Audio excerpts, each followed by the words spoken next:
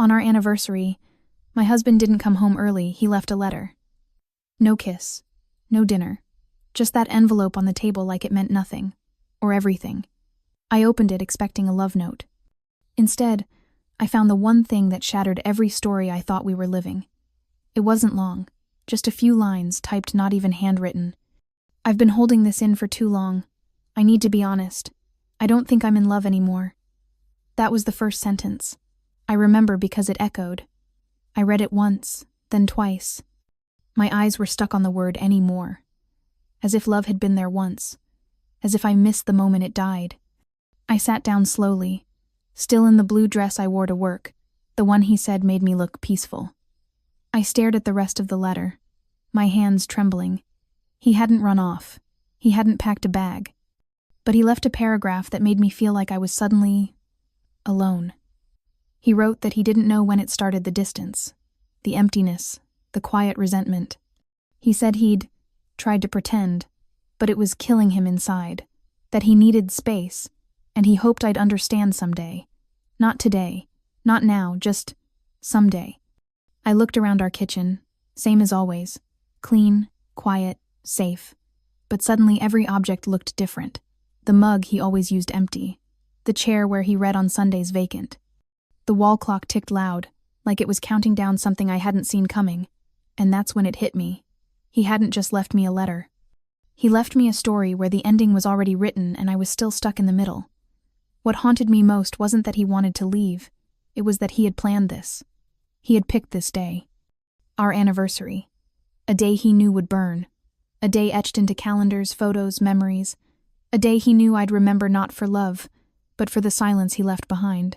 But something felt off. This wasn't just detachment. It was too neat, too rehearsed, too safe. Like a man trying to hide something behind politeness. I checked the bedroom. Nothing missing. Not even his cologne. I checked his closet. Still full. No suitcase gone. And then I noticed his laptop still on the desk, still open. He wasn't gone. Not physically. Not yet. That gave me a strange kind of dread. Like the storm hadn't hit, but I could already smell the rain. I sat at the edge of the bed, holding the letter again. That word anymore taunted me. Had he stopped loving me quietly? Or was there someone else? That's when I opened the laptop. Not because I was snooping, because I was drowning. And when you're drowning, you grab whatever's closest to survive. His inbox was open. Last email. See you Friday. She'll be at work. We'll have time. My stomach turned. I clicked. It was from a woman, not a name I recognized. The subject line was, "Miss you already." I read the message 5 times, and then I knew the letter wasn't about space. It was about escape. From me. From this life. From the version of himself he no longer wanted to be. And I was never meant to see it all this soon. But he made one mistake. He thought I wouldn't read past the pain. I didn't scream. I didn't call him. I didn't throw the laptop like every movie tells you to. Instead, I closed it gently, set it down, and stood in the middle of our quiet bedroom, where the weight of his betrayal settled over everything like dust. That email changed the way I saw the letter. It wasn't brave. It wasn't some soul-searching confession. It was an exit strategy written by a man who wanted to leave cleanly, without facing the mess he created. But he didn't expect me to open his laptop. He didn't expect me to read between the lines. And he certainly didn't expect me to stay calm. I didn't even cry. I didn't have time. Because suddenly, I needed to know everything. Who was she? How long had it been going on? And why now? Why on our anniversary? The next morning, I woke up before sunrise. He still hadn't come home. I checked his location sharing still on. A mistake on his part. It said he was at a hotel downtown. I didn't go there. I didn't need to. Instead, I called out of work and started going through the pieces. I found a second email, then a third, then texts, some deleted, some not. She wasn't just someone he met recently. Her name was Emily, and they'd been seeing each other for almost 6 months. The photos, blurry selfies in cafes, her in a bathrobe he bought, even a smiling one of them at a bookstore we used to go to together, told me everything I didn't want to know. But that's not what broke me. What broke me was this. Emily wasn't just a fling. She knew about me. She knew we were married. In one of the emails she wrote, "Are you sure she won't find out? This feels wrong." He replied, "I'm handling it. Just trust me. It's already falling apart anyway. Already falling apart." That's how he described us. Not broken, not hurting, just falling apart like a sweater you stop mending because you've already bought a new one. I stared at those words for a long time. My hands didn't shake anymore. There was just stillness, a cold, quiet stillness. Later that day, he came home. He didn't look surprised to see me. Maybe he thought I hadn't read the emails. Or maybe he was just tired of pretending. He walked in, dropped his keys in the same bowl like nothing had happened, and said, "We should talk." I nodded. "Let's." We sat in the kitchen. He started with the usual lines. "I didn't mean to hurt you. I was confused. It just happened." I asked him why he left the letter instead of speaking to me. He said he didn't want to see me break. But what he didn't understand was I'd already broken. I just didn't do it in front of him. I asked him if he loved her. He looked down, and silence answered for him. That hurt more than any yes or no could. Then I asked the question I hadn't dared to say out loud until that moment. "Were you planning to leave me before, or did she convince you to?" He blinked, swallowed. "Both," he said. "I wasn't happy, and she reminded me what it felt like to be wanted." I stared at him. A man I had shared a bed with, a home, a future. And now, all I saw was someone who had quietly rewritten our story and made me the villain in his version. I didn't yell. I didn't beg. I simply asked, "So what now?" He said he'd get a place, that he didn't want to hurt me more than he already had, that he hoped we could stay civil. That word civil hit me like a slap.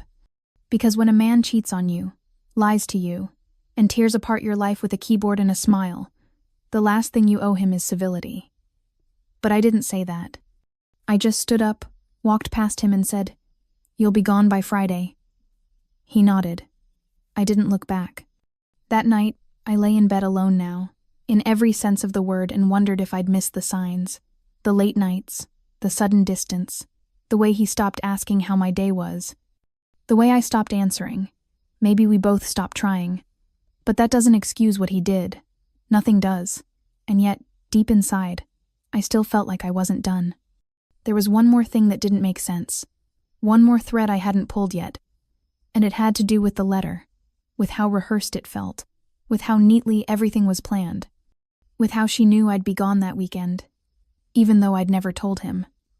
That's when it hit me. Maybe the letter wasn't just his idea.